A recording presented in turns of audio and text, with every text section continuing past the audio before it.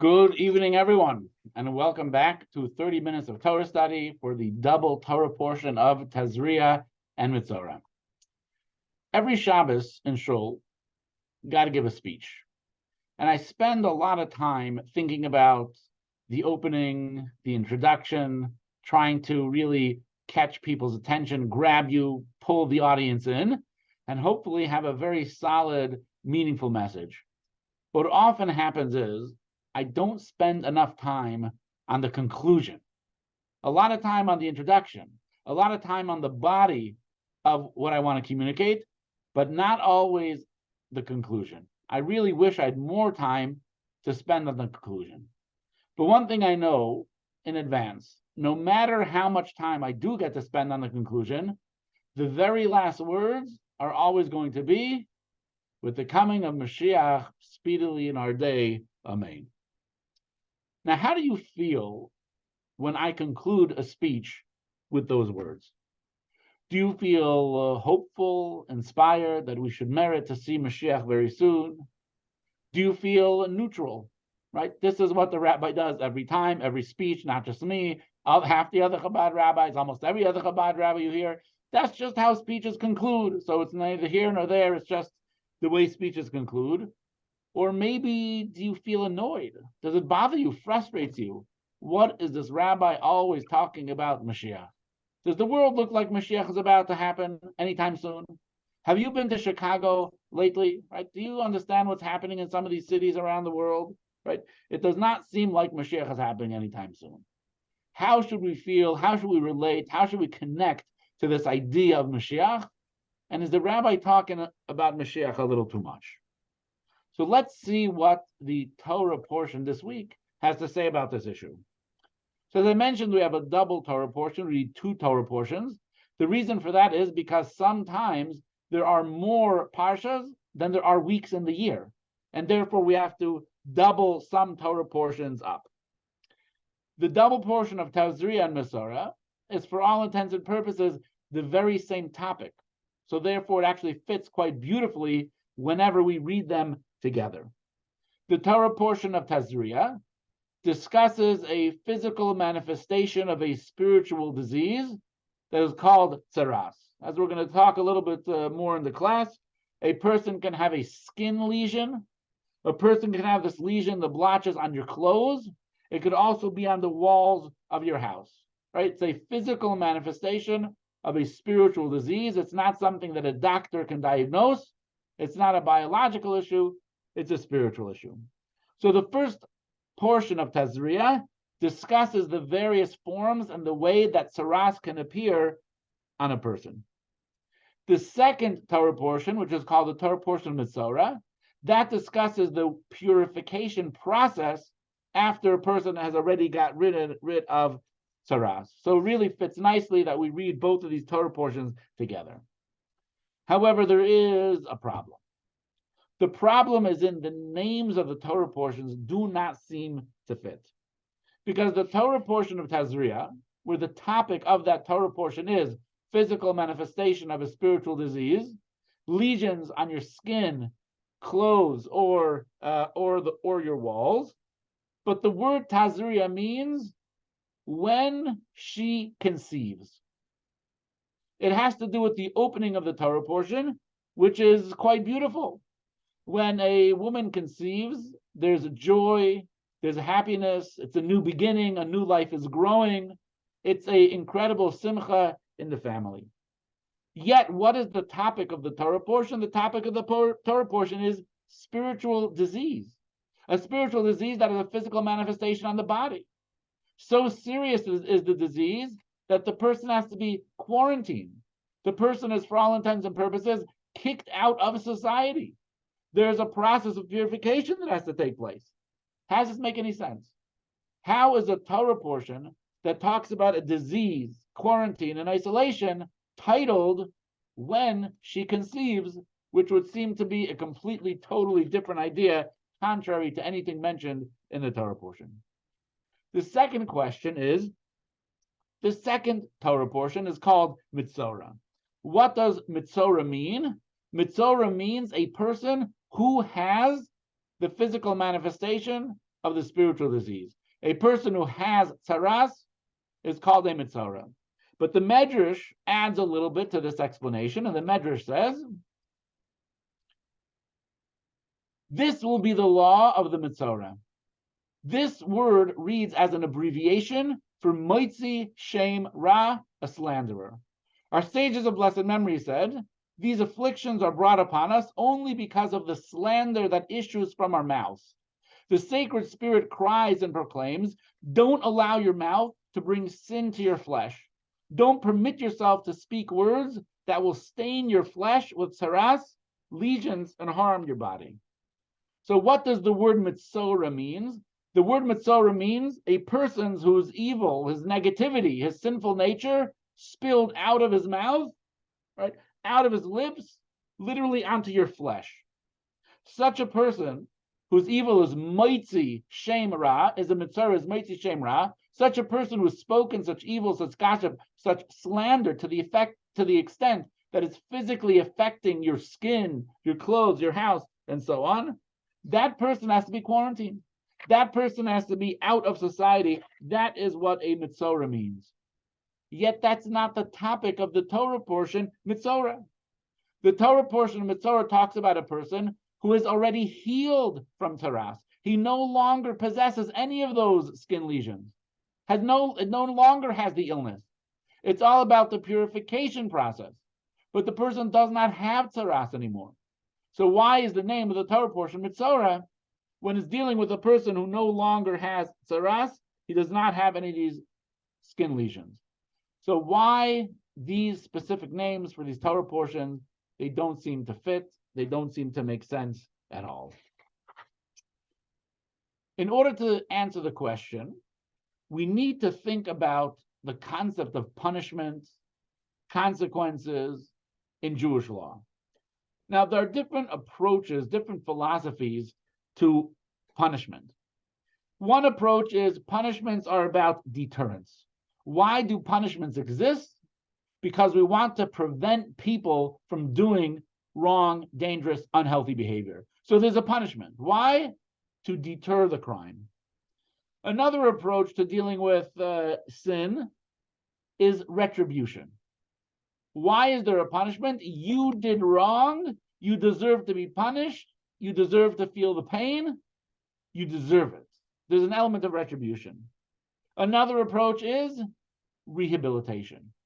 Why is there a punishment?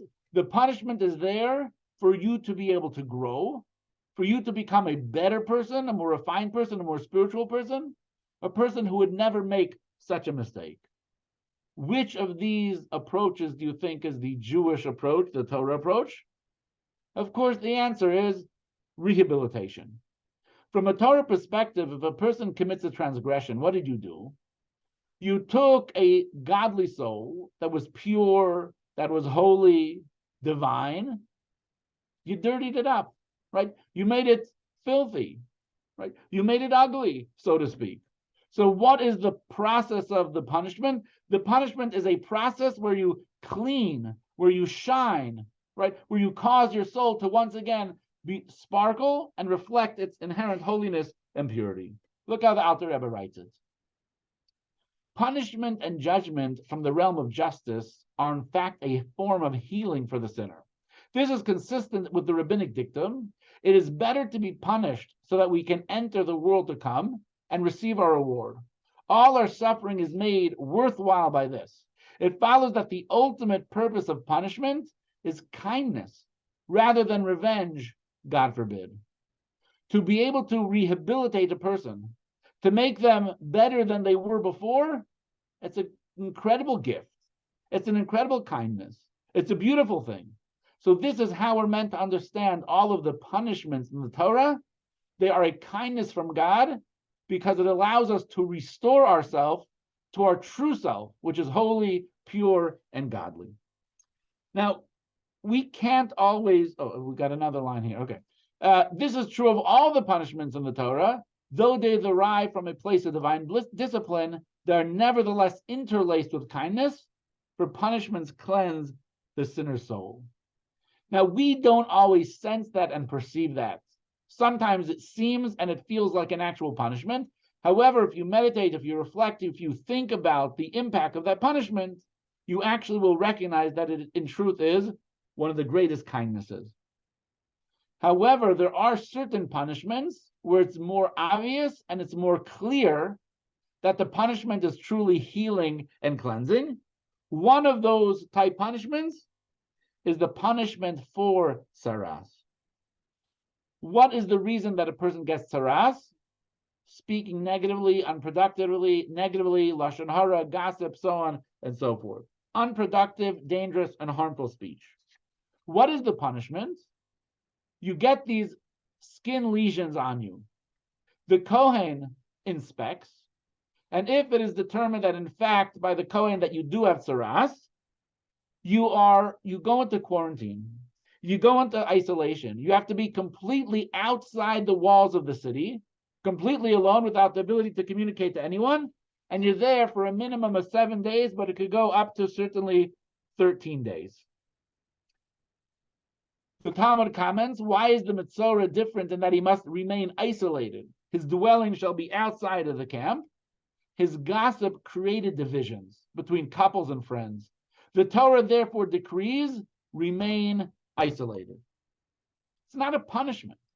The Torah is trying to tell you something. If you were gossiping, if you were speaking negatively, if you were hurting people with your speech, you got to break that habit. How are you going to break that habit? You got to be alone. Spend some time away from people.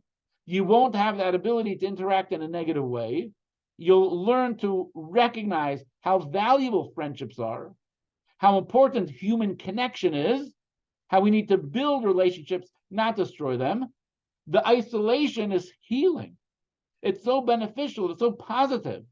It allows the person to get the proper perspective on life. It allows you to break the habit of unhealthy methods of communication, and it allows you to heal and to become a healthier, better person. Then the Kohen is able to come back, and there's a beautiful purification process. And once again, you can join society, and you're going to be a better friend, and you're going to be a better spouse, and you're going to be a better neighbor. Why? Because you spent that time in isolation, which allowed you to grow. With this in mind, we now can understand the name Tazria and how it makes sense. Why? Because when you recognize that the isolation and the quarantine is not a punishment, rather, what is it? It's the beginning of a new life, right? Just as Tazria means conception, it's the beginning of a new life, it's the beginning of new growth, so too going into that isolation is not a punishment, but it's actually the process of the beginning of a new, healthy perspective on life. So Tazria describes the experience of the Metzora.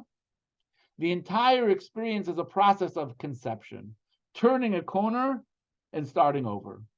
In the Rebbe's words, this is why the Torah portion is named Tazria, conception. Conception is the beginning of birth and new life, similar to planting a seed to initiate new growth. This captures the intent of the lesions of the Torah portion.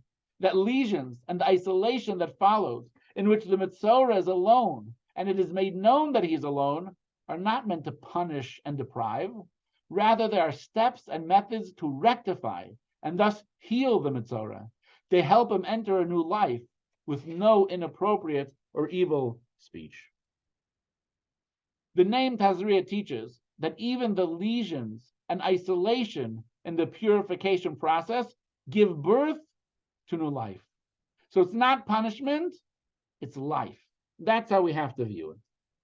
So that's how the answer to the name Tazria. Now, what about the second portion, which is called Metzora, which would imply a person who literally has the skin lesions on them? Yet that's not what the Torah portion is about. The Torah portion is about a person who no longer has the skin lesions and has to go through the purification process. The answer is the entire experience is all about purification. In other words, we don't view it as part one is bad, it's the punishment, and then there's part two, which is the purification process. No, it's all one thing. The Metzora's impure stage and purification are not opposites. It's not the bad and then the good. Rather, we have to view them as part of a single continuum.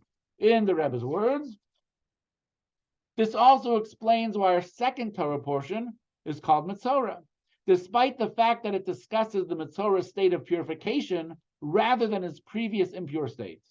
This underscores the fact that the Metzora's healing and purification, delineated in this Torah portion, are not a new development achieved by the methods and offerings described in this portion. Rather, they are linked to and caused by the subjects discussed in the previous portion. Jewish tradition selected these names to help us reframe the Metzora's challenge. Mashiach is not a pipe dream, but rather something that's coming into focus as we speak. Another way of putting it, the steps outlined in this Torah portion that render the Metzora factually pure merely draw out and reveal what the ailment accomplished. The spiritual healing, which was the purpose of the ailment, was already accomplished by the lesions and the quarantine. Therefore, the name of this Torah portion isn't on the day of his purification, because this would have implied that his purification was first achieved at this point. Rather, it is called Metzora, to underscore that the purification begins with and emerges from the ailment.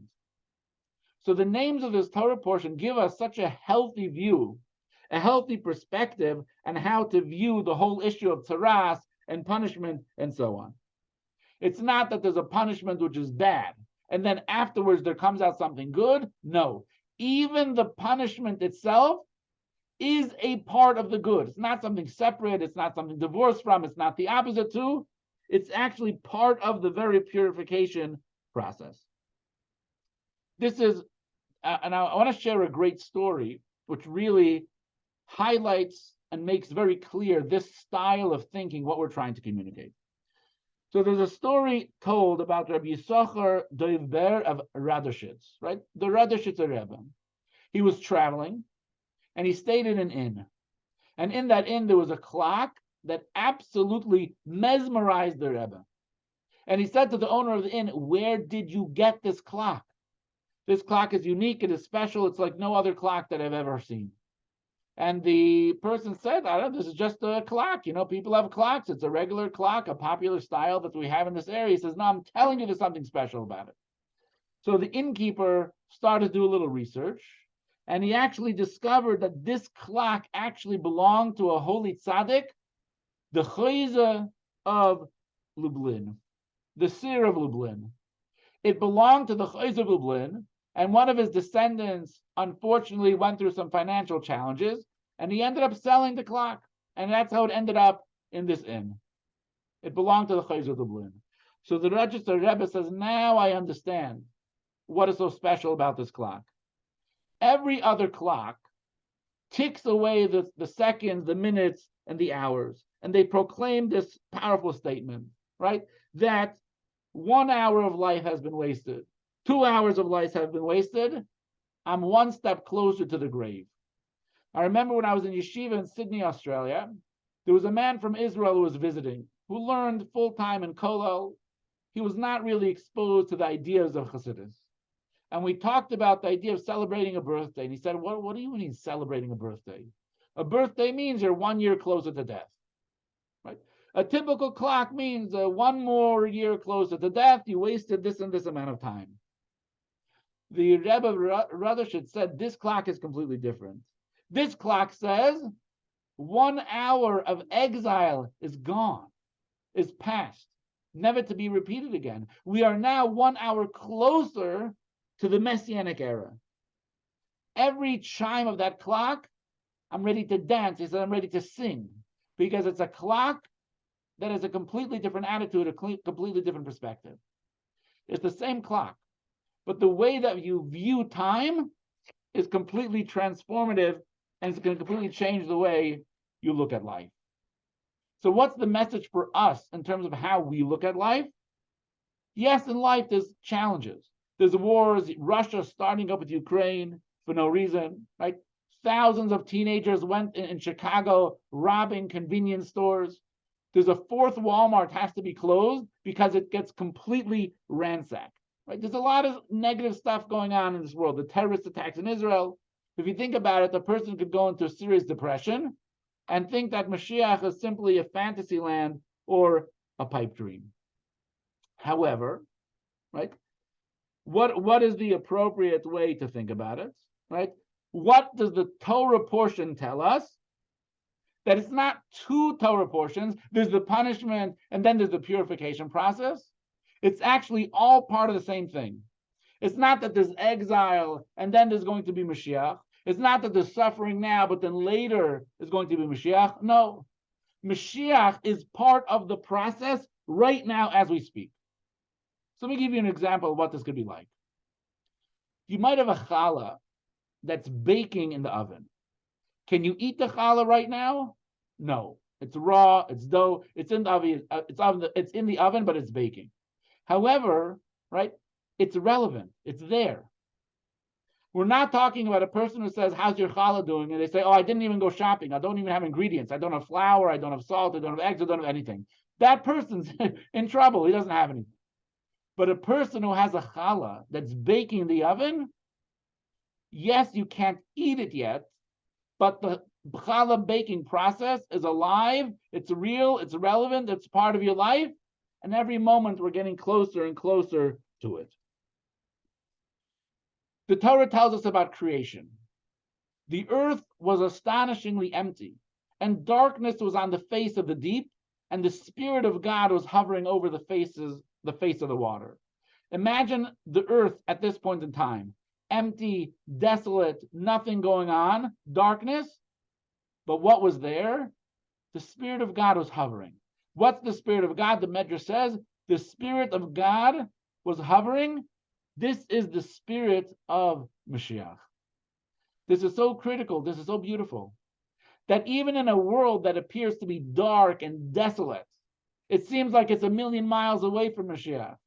What does the Torah tell us? No. From day one, the Spirit of Mashiach, the energy of Mashiach, the fact that we are marching towards the Messianic era was present, it was felt, and we need to feel it as well. It's not now is bad, later will be good. No, the presence of Mashiach has to be felt right now and in every single moment as well. From the beginning of creation, the world has been undergoing a rehabilitative process from darkness to light. Are there challenges? Yes. But we have to recognize we are moving closer. Every day is a step closer to Mashiach. And when we live with that, we're living with the energy of Mashiach. To live with the energy of Mashiach means we are making the world a better place every day. We're moving closer to Mashiach. We don't say oyvei, we say hooray. All right, that's probably not going to be a slogan that catches on. But if you understand the meaning, the attitude is there's Mashiach energy because life is not going backwards. Life is all about moving forwards. This is Mashiach energy moving forwards. In Chassidus, there's an interesting analogy that helps our mind wrap around this idea how, at the one hand, we could be suffering and it's painful and it's challenging, yet at the same time, everything is about positive Mashiach energy. And that is the metaphor of childbirth. Look how the Alter Rebbe writes it. The exile may be compared to a fetus. The redemption that we will soon experience may be compared to birth. As the passage states, Zion prevailed and gave birth to her sons. When Jews are in trouble, God forfend, it is like the children have reached the birth stage, but lack the strength to give birth. Similarly, the sufferings we experience just prior to the redemption can be compared to birth pangs. As the passage states, pangs of childbirth assail you. A fetus has all its limbs, heads, eyes, ears, etc. However, they don't function. The brain can't think, the eyes can't see, the ears can't hear. Although it eats from its mother's food, the food doesn't enter through the mouth, but rather directly into the stomach through the umbilical cord. The body is completely developed, as is readily visible during the final month of pregnancy. It even has lungs. However, it doesn't breathe until it enters the world. This is a perfect analogy for the Jewish people before the Messianic era, a time when God withdraws to the celestial realm. This means that God withdraws his revealed presence from the lower realm to the extent that it appears as if the world exists without God.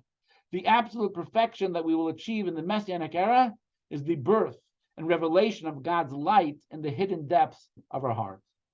So you have this beautiful analogy here, like a baby in its ninth month. A baby in its ninth month is fully developed, yet it does not see, does not hear, it doesn't eat, it doesn't breathe. It's not able to see the light that exists within the world. So too is the Jew in exile, close to the Messianic era, right? Our eyes cannot see the goodness that's in the world. Our eyes can't see the godliness that's in the world. And we experience pain and suffering, its darkness, its exile, and so forth. What is that like? That is like the birth pangs, the pain that is connected with and associated with childbirth. But what is the result? It's not pointless and purposeless. It's part of the process of giving birth. It's part of the process of experiencing Mashiach. These 9 months are not a waste. They're not for nothing. In fact, the parents are ecstatic. They're so happy. They're so joyful in anticipation of the birth that's going to take place. And this is how the Jews have to be in the state of exile.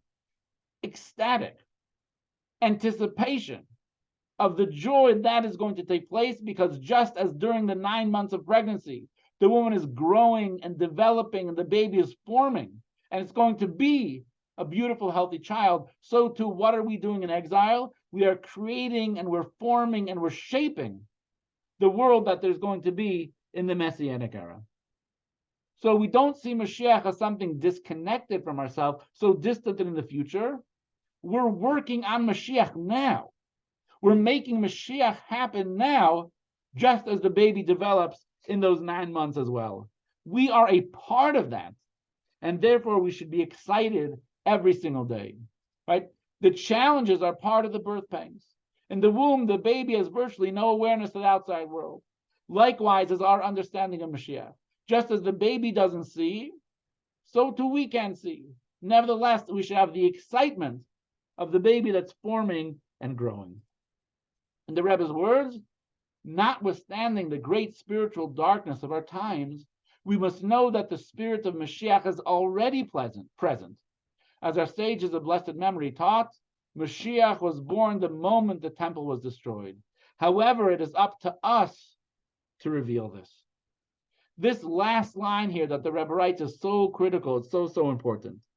Because the Rebbe says we are not just reframing the idea.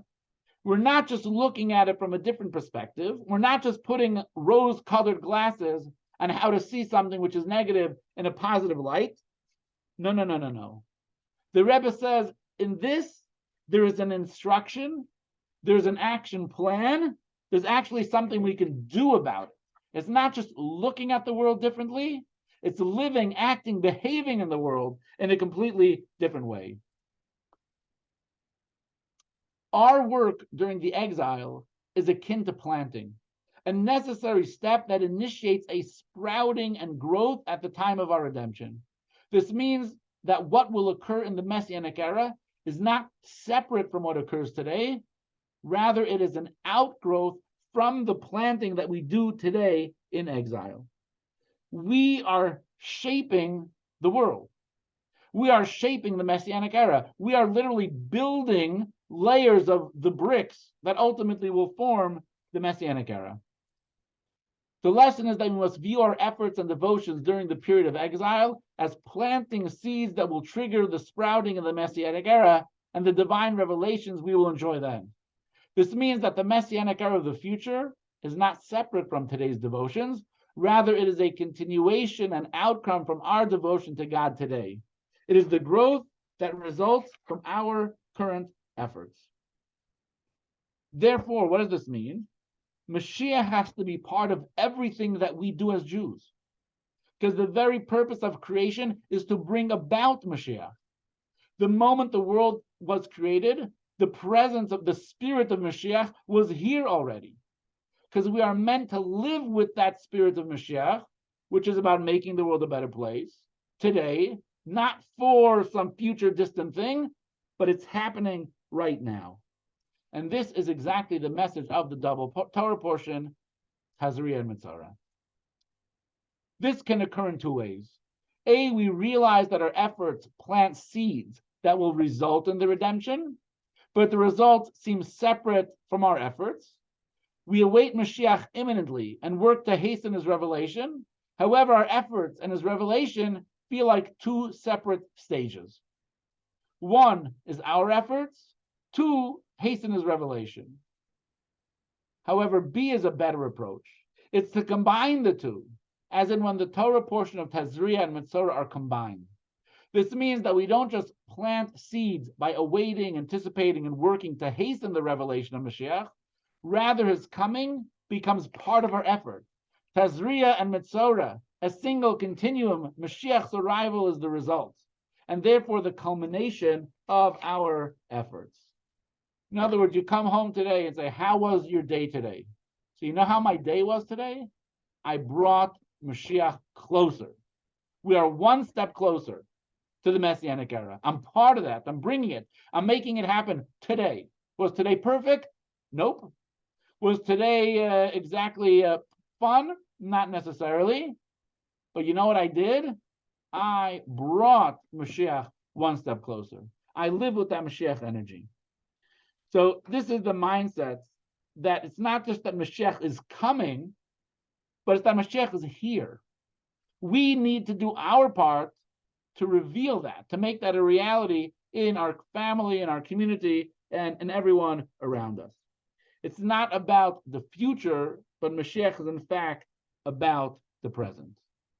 May we all merit to experience this with the coming of Mashiach speedily in our day. Amen. Right. When we realize that Mashiach is evolving and through our efforts, the redemption becomes our reality and not something of the future. Mashiach is not just something that the Torah promises. It's not just something that rabbis conclude their speeches with. It's something that we are a part of every single day. Wednesday, May 3rd, we're going to begin our new JLI course. It's called Supernatural, Signs, Spirits, and Superstitions in Jewish Belief. 4 Wednesdays, beginning May 3rd, we're trying to do this class at 7 p.m. instead of 7:30. There are some people who made a request that is just a little bit late, starting 7:30. So we're going to try starting at 7 p.m. Eventually, we may work out a compromise and start at 7:15. But for this course, we're going to start at 7, and we have a sponsor for the first lesson, Fabulous Sushi from Chicago as well. So please tell your friends to come check out the first class. You're going to love it. You're going to enjoy it. It's going to have a huge impact on your life. Plus, there's going to be delicious sushi. Right? Thank you so much for joining us tonight. Have a wonderful Shabbos, everyone.